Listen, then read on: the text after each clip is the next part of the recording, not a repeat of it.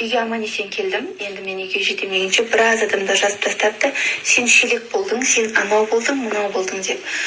Сіздер не күттіңіздер білмеймін. Сонда мен келген кезде, гүлмен келген кезде гүлін алып, құшақтап бетінен сүйіп, сондай көріністі күттіңіздер ме, айтыңыздаршы. Менің ситуациямда ешқандай қыз олай істемейді. Ешқандай өзінің ценасын білетін қыз олай істемейді. Біз әлі бетпе-бет отырып сөйлескен жоқпыз адам сияқты. Егер маған мені Гүл әкеме просто давай екеуміз адам сияқты сөйлесейік, бір орында отырып, 1 сағат уақытыңды бөл десе, мен ешқандай агрессиясыз, ешқандай сөзсіз мен отырып сөйлесетін едім сол кезде. Мен өз ойымды ашық айтатын едім, и ол да өз ойын ашық айтатын еді. Сол кезде сөйлесуге болатын еді. Ал біз қазір сөйлескен жоқпыз.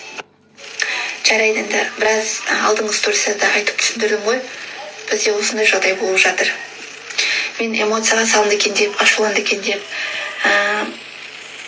Енді ол да сөйлеспей қырсығып кетіп қалды. Мейлі енді. Біздің жағдай осындай.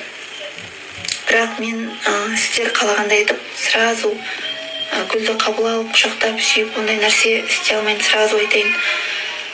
Бұл өзінше болғандық емес. Мен өзімше болып, гордый болып, андай қалай айтсам екен, айтып та сөзім жетпей тұр да, мен бірақ бәрі миымда. Менің бірақ нәрсе айтайыншы, менің мақсатым баланы әкесіз қалдыру немесе ажырасып кету емес еді. Ситуация соған апарып жатыр деп түсіндірейінші болды. Бүгін мен ұйықтап демаламын. Сіздер де ұйықтап демалыңыздар.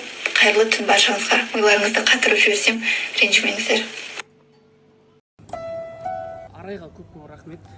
Осыны ұйымдастырып, маған уақытысын беріп, Нұрка қашан келетін, қазір 18:05 расписание бойынша осында келу керек. Баламыз екеуміз келіп тұрмыз, күтіп алуға, кешірім сұрауға. Енді отбасым үшін соған ғана тағдыр жасап жатырмын. Барлығын енді уақыт есіне саламыз, бұйырғанын көреміз енді.